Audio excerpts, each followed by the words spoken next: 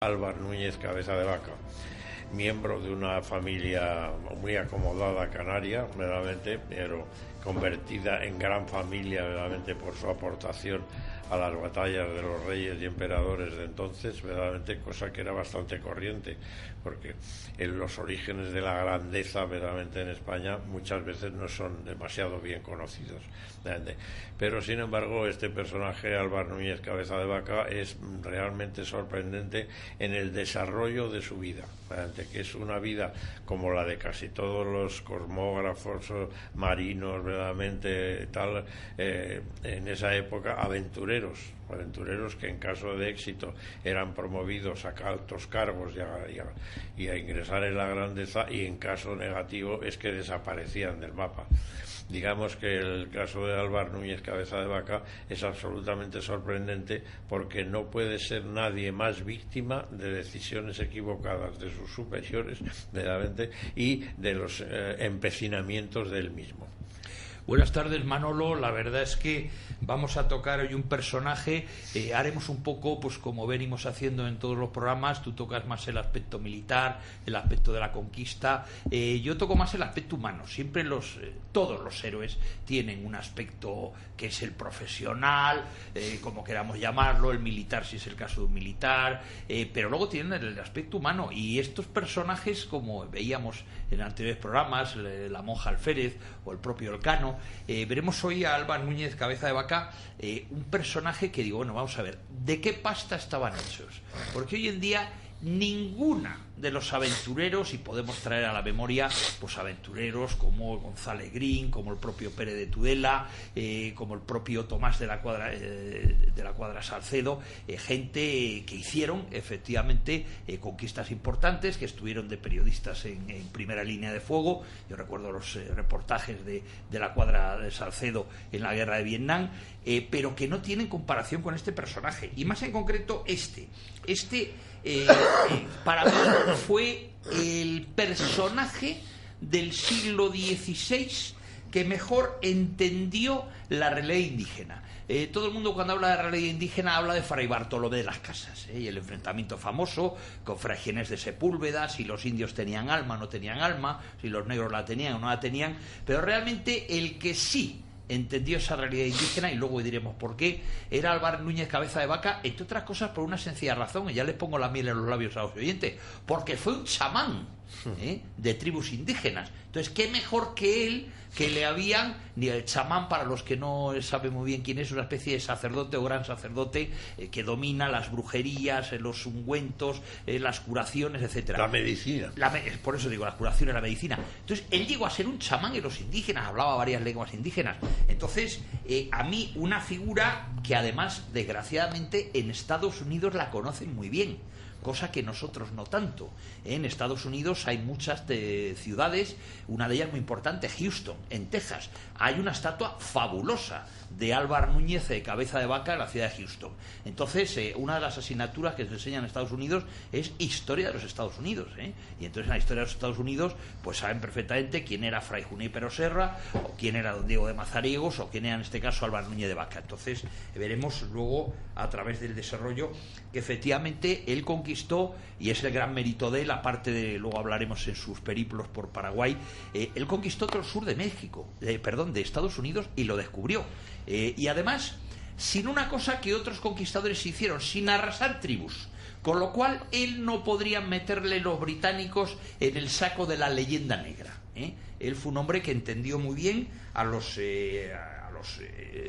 todo lo contrario, como veremos luego, le costó caro. Claro, efectivamente. Ese conocimiento y esa cercanía con la población india.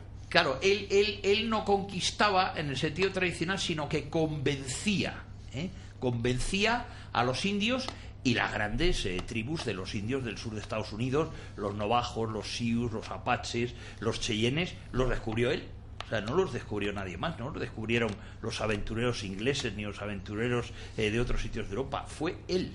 Incluso hablaba algunas lenguas curiosas como el apache, que era una de las cosas francamente curiosas. Entonces, es un personaje que no va a incendiar la fogata de la leyenda negra bajo ningún concepto. Entonces, cuando se hable o alguien hable de la leyenda negra, le podemos enfrentar claramente el ejemplo de Álvar Núñez Cabeza de Vaca.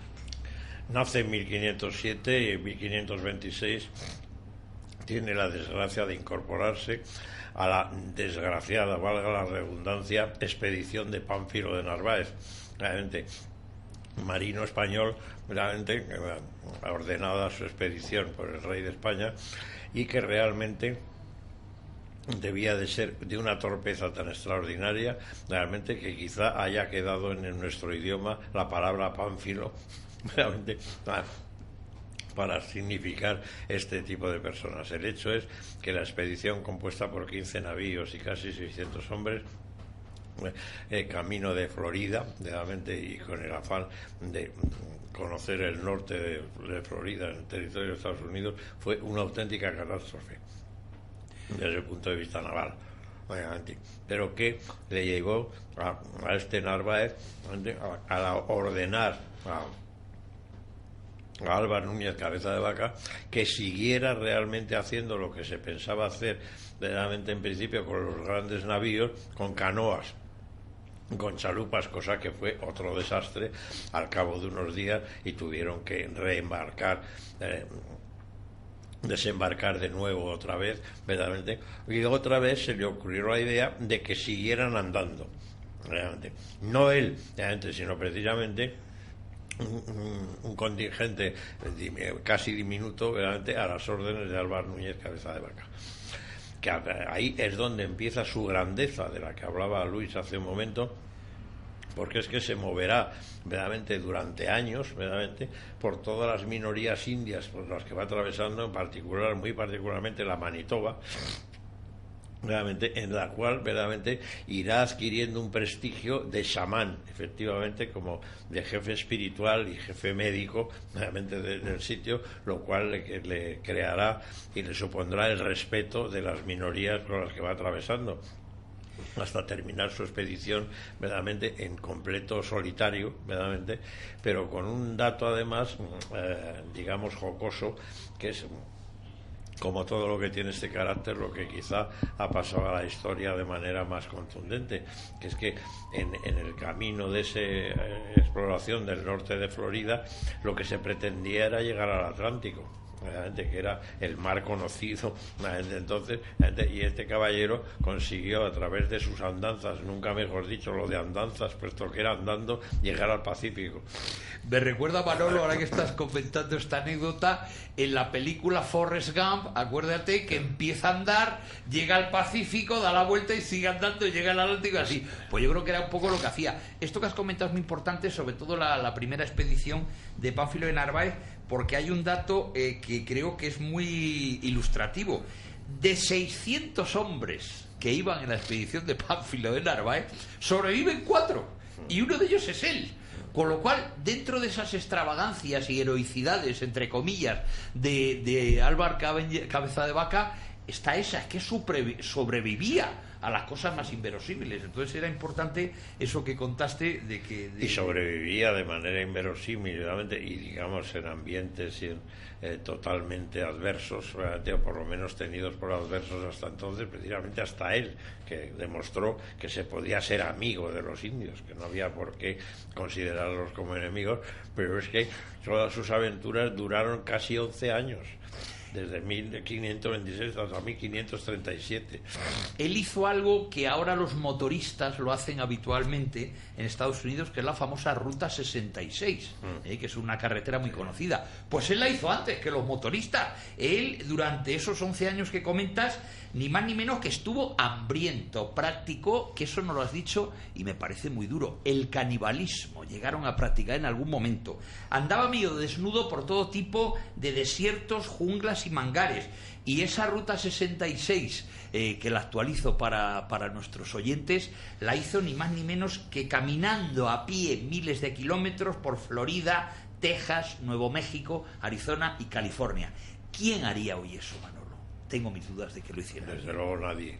Efectivamente. Y fíjate que él sobrevive a todo eso y además lo escribe.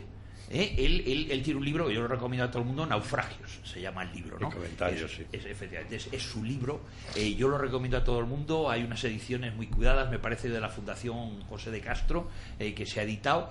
Y él cuenta todos sus pesares, sus andanzas y todo lo que le sucede. Y a mí me parece, vamos, yo lo dije el otro día con la monja Alférez y lo he dicho con Alcano.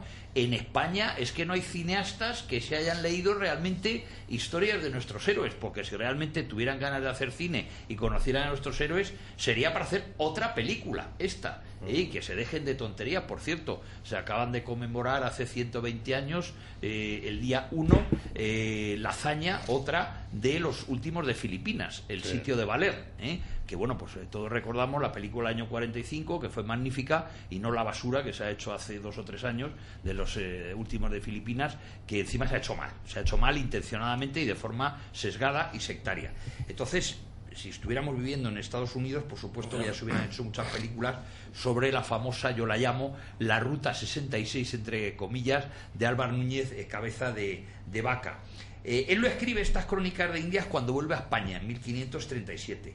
Esta tiene 2 naufragios, como he dicho hace un momento, y los comentarios que los va a transcribir el escribano real Pedro Hernández por encargo del escribano. Y el relato, si nosotros lo leemos, es de una vibración que no esquiva el tremendismo ni la ironía. O sea, él lo cuenta de manera muy cruda. Las aventuras, sobre todo las escenas de canibalismo, que son algo que nos suena a raro, incluso nos suena a aquella aventura del año 72 de un equipo de rugby que se estrellan en los Andes con un avión y que se mantuvo durante tiempo callado, pero al final se descubrió que habían tenido que practicar el canibalismo, ¿no? Entonces es algo que ya él desgraciadamente lo cuenta en sus comentarios y sus naufragios de una manera muy, muy, muy cruda. Y aunque tenga esos escritos de Álvar Núñez Cabeza de Vaca el sello de la realidad, porque lo ha visto y lo ha sufrido, pero lo que se deduce de esos comentarios y de esos naufragios es que él nunca se doblegó, a pesar de los problemas, a pesar de los sinsabores, nunca se doblegó, tenía una dignidad y tenía un savoir-faire y un savoir-être, que dirían franceses, y un saber-estar absolutamente increíbles. Claro, una cosa que tampoco estamos acostumbrados, la gente que no haya viajado por las zonas de manglares o las zonas selváticas no se pueden imaginar las nubes de mosquitos que hay. Sí. Yo he tenido, en fin, algunas veleidades exploradoras. Yo he navegado por el río Sumacinta en la frontera de México con Guatemala y he sufrido esas bandadas de mosquitos. Pues bueno, nosotros tenemos unos sprays y unas cosas que nos damos, pero en aquel entonces lo tenían que aguantar efectivamente, bueno, pues a pelo el tema este.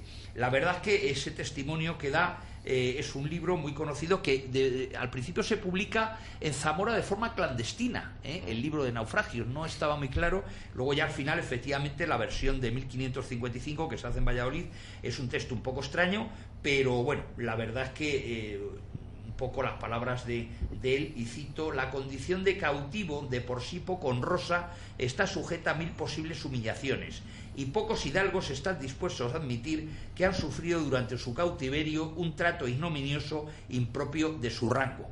Esto es lo que explica en el libro, y él no tiene empacho en contar lo que le pasó. Él se consideraba, era una familia acomodada, él era un hidalgo, pero él lo comentó con toda la crudeza posible, que bueno, pues aunque era hidalgo, pero tuvo que sufrir las penalidades y las indignidades efectivamente que tenía.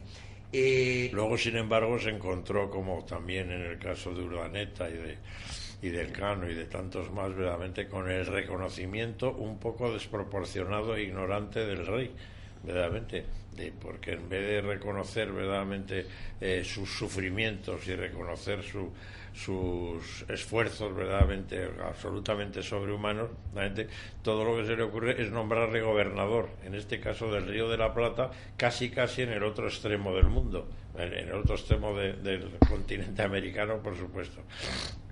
Él es curioso, si leemos las dos crónicas que hace, normalmente si vemos las crónicas de los conquistadores, pues son crónicas mucho con fervor patriótico, ensalzando la figura de Carlos V, del César Carlos, ensalzando el papel del cristianismo. Es curioso porque en los textos de Cabeza de Vaca nunca aparecen dos cosas, ni la palabra español, que no aparece nunca, y tampoco digamos que aparece de manera muy clara el cristianismo. Él nunca hace referencia, aunque era un hombre muy devoto, es cierto, como todos los españoles del momento, pero él jamás habla de las vírgenes o los santos, sino que él, por el contrario, fíjate que es curioso en el siglo XVI que él lo hiciera, hace o despliega toda una serie de críticas sobre las barbaridades que numerosos cristianos cometían en América.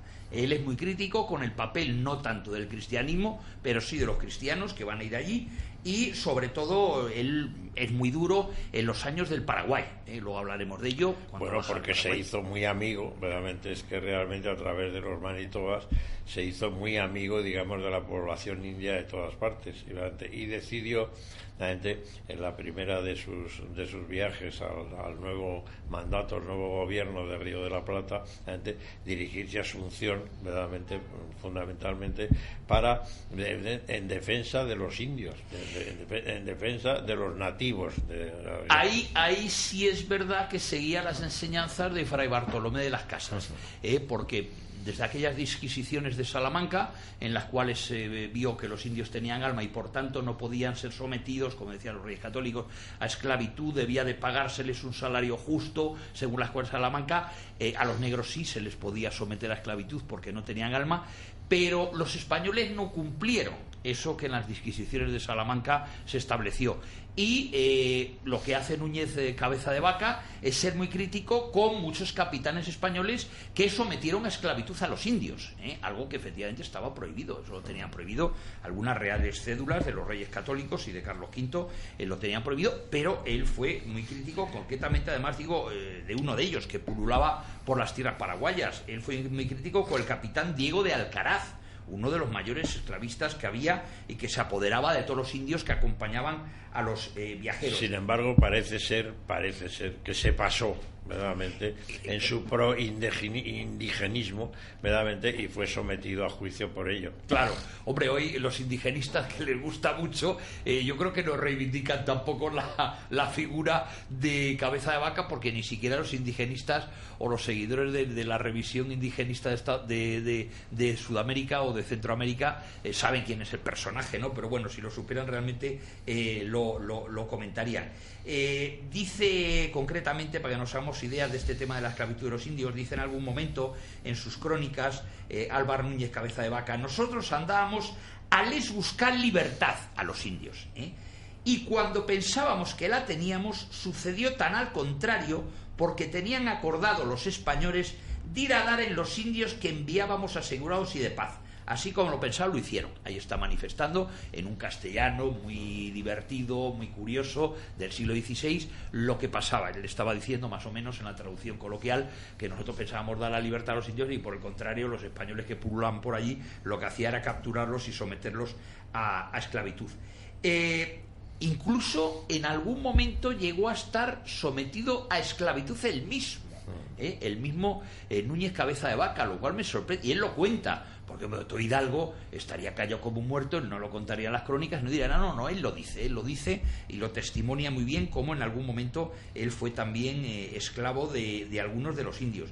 Y luego también comenta de una manera muy curiosa, que lo hemos dicho, cómo fue convertido por un azar en chamán de indios y curandero, que era lo que decías tú, Manolo. En fin, dijo los indios, decía textualmente, los indios se volvieron ricos de cascabeles y cuentas.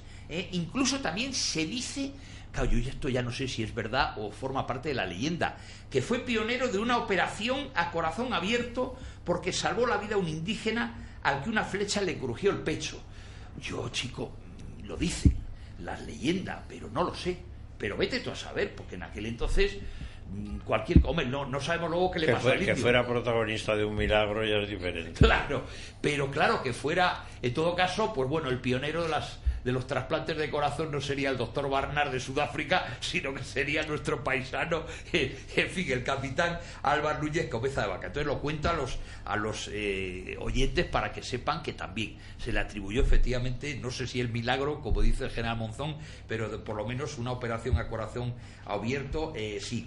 Dice que a raíz de esa operación a corazón abierto, pues bueno, los indios pensaron que era un curandero magnífico y le hicieron líder, y entonces fue una especie de flautista de Jamelín, que bueno, pues por donde él pasaba, los indios le seguían, le cuidan, hasta que en un momento determinado se cruzan con una expedición española, y es uno de los momentos que efectivamente, junto a los otros desastres que tuvo con la expedición de Pánfilo de Narváez, vuelve a España, donde ya fallece pues en un monasterio en años posteriores. Aunque es curioso que cuando vuelve a España, realmente después de la relación que hemos venido haciendo y el relato que hemos venido haciendo de sus hazañas, realmente esas hazañas le llevaron a un puesto rarísimo por parte del rey, que es formar parte del Tribunal Supremo en Sevilla, cosa que no se comprende muy bien con una persona que incluso había sido condenada a muerte recientemente.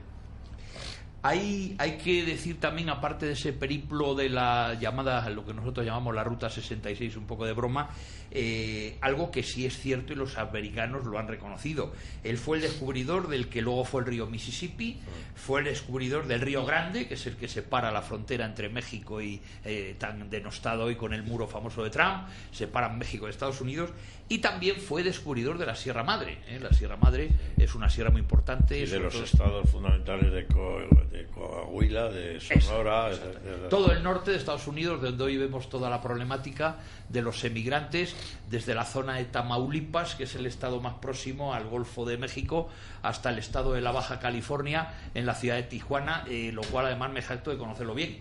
Yo la ciudad de Tijuana la conozco, he recorrido no a pie, lo he recorrido en guajolotero. Guajoloteros son los autobuses de segunda clase, los llaman guajoloteros. Guajolote mexicano es pavo, serían los paveros en los cuales montan los indígenas. Entonces yo sí me he recorrido desde la ciudad de San José y Los Cabos, en el sur de la Baja California, 1.500 kilómetros hasta la ciudad de Tijuana, en la frontera con Estados Unidos. Entonces puedo dar fe que aquellos territorios, hacérselos, yo me los he hecho hace 30 años cuando era un joven aventurero español siguiendo la senda de nuestros antepasados. Entonces sé de lo que hablo, igual que también desde aquí rindo un homenaje a don Diego de Mazariegos, conquistador y descubridor de la zona sur de México, de Oaxaca, de Tuxtla Gutiérrez y de Guatemala. Entonces desde aquí también rendir un homenaje. Y fíjate, llegó pobre Álvaro Núñez Cabeza de Vaca, y el rey se compadeció, le recibió, le contó cosas y tal, y le dejó una pensión, miembro del Tribunal Supremo. Claro, y le dejó una pensión de 12.000 maravedises, que bueno, pues parece que era una cifra importante en aquel entonces. Y bueno, pues eso lo cuento. Y luego hay una cosa que también no quiero dejar en el tintero, ya que nos quedan pocos minutos, es que él en el último periplo que hizo por Paraguay, descubrió algo que los turistas ahora lo ven con frecuencia, que es las cataratas del Iguazú. Las cataratas del Iguazú, al norte en la frontera entre Brasil y Argentina, en el estado argentino de Misiones. El estado argentino de Misiones es el más al norte de Argentina. Pues también efectivamente lo descubrió él. Él fallece va a un monasterio, se retira en los últimos años, y parece ser que lo encuentran muerto en una celda en el año 1559. Y no me gustaría terminar el programa, puesto que ya nos quedan prácticamente nada de minutos, con un poema que él mismo hizo a su expedición y a su final, ¿no? Él dijo en su libro de Naufragios que las olas me traigan y las olas me lleven, y que jamás me obliguen el camino a elegir. Bueno, pues yo creo que es una frase bonita de Álvaro Núñez Cabeza de Vaca, que puede cerrar un poco por lo que hemos estado, por lo menos lo que yo he estado contando esta mañana. Y sobre todo teniendo en cuenta que a él las olas, el fracaso sobre las olas le obligó a tomar camino terrestre. Efectivamente, así es, pero bueno, yo creo que esta despedida poética y que tuviera, en fin, la fuerza psicológica, la fuerza moral después de todos los avatares que sufrió, comentar o hacer en algún momento el poema que hemos estado o que acabo de declamar en estos micrófonos, pues yo creo que es importante y bueno, pues un compatriota más que hace 460 años falleció en 1559, estamos en 2019, pues hemos traído a las ondas hercianas efectivamente la figura de uno de los grandes conquistadores españoles. Grandes conquistadores y de alguna manera grandes deportistas, que también las autoridades deportivas de estos tiempos tan llevadas y lógicamente llevadas a reseñar y a resaltar las hazañas deportivas, alguien podía resaltar esta, verdaderamente, de miles de kilómetros andando, verdaderamente, por territorio enemigo, verdaderamente, haciéndose amigo del enemigo, verdaderamente, y manejando todo lo que... Tienes toda la razón, porque hoy en día que se habla de la media maratón, la maratón, estamos hablando de 20 kilómetros. Esto habría que llamarle la requete maratón. Oiga, es que resulta que este señor se recorre a pie más de 3.000 kilómetros por el sur de Estados Unidos. Y además, en fin, los corredores de maratón van por territorios más o menos normales, mientras que este señor andaba por jungla, por manglares, con, en fin, mandadas y nubes de mosquitos. Bueno, pues realmente si hubiera que, lo que ha dicho el general Monzón, hacer una reivindicación deportiva, pues yo haría la reivindicación deportiva de el militar español y explorador y aventurero Álvaro Núñez Cabeza de Vaca, que supo crear y la que luego ha sido la Ruta 66, muy conocida por todos los motoristas del mundo que la han hecho al bus, pero que él ya la hizo, pero a pie. Ese es el mérito de nuestro en fin, nosotros nos quedamos con nuestra obligación, que es la reivindicación del conocimiento del personaje. Realmente, personaje en el cual realmente hay un cuadro realmente inolvidable de él, cuyo autor no he podido averiguar, en el cual se le ve verdaderamente astrosamente arrastrándose con sus harapos en esa caminata, digamos, si es que se le puede llamar, no se nos queda la palabra muy pequeña, la palabra caminata, este héroe verdaderamente de la conquista española, verdaderamente mal mandado con el Pánfilo de Narváez por 3 veces sucesivas y verdaderamente con bastante mala suerte en todo el desarrollo de su tal, y que quizás sí hay algo que recordar, y recordar con honor verdaderamente es su proindigenismo, en el cual no solo igualó a Fray Bartolomé de las Casas, sino que quizá le superó. Sí, porque Fray Bartolomé de las Casas teorizó, mientras que este hombre lo vivió y lo realizó. O sea, un poco las tesis que se defendieron por parte de Fray Bartolomé de las Casas, pues bueno, quedaba muy bien, el Tratado de Paz, el Tratado de los Derechos Indígenas, que escribió Fray Bartolomé de las Casas, pero este hombre, Álvaro Núñez Cabeza de Vaca, efectivamente lo cumplió, le llevó a sus términos, y bueno, pues consiguió convivir con los indios, y llegó a ser, pues como hemos dicho hace un momento, pues un chamán y una especie de curandero, un hombre importante, y que además pues no solamente descubrió, sino que hablaba lenguas indígenas, cosa en lo cual luego lo van a suceder, como todos sabemos, los jesuitas en América fueron los grandes habladores y los grandes digamos poseedores de lenguas indígenas. Y que vayan nuestros oyentes siendo conscientes de cómo esta etapa larguísima y del Imperio Español, de los viajes de descubridores, de marinos, de cosmógrafos, etcétera, y grandes aventureros, verdaderamente son maravillosos aventureros, verdaderamente, que hacían falta, verdaderamente, porque en tan escaso número como llegaban y llevaban a cabo sus hazañas, verdaderamente merecen el respeto de la historia y el conocimiento de todos ustedes. De modo que hasta el próximo jueves nos despedimos de ustedes con un abrazo muy fuerte, y para ti, querido Luis. Igualmente, mi general, y hasta el próximo programa. Gracias, buenas tardes.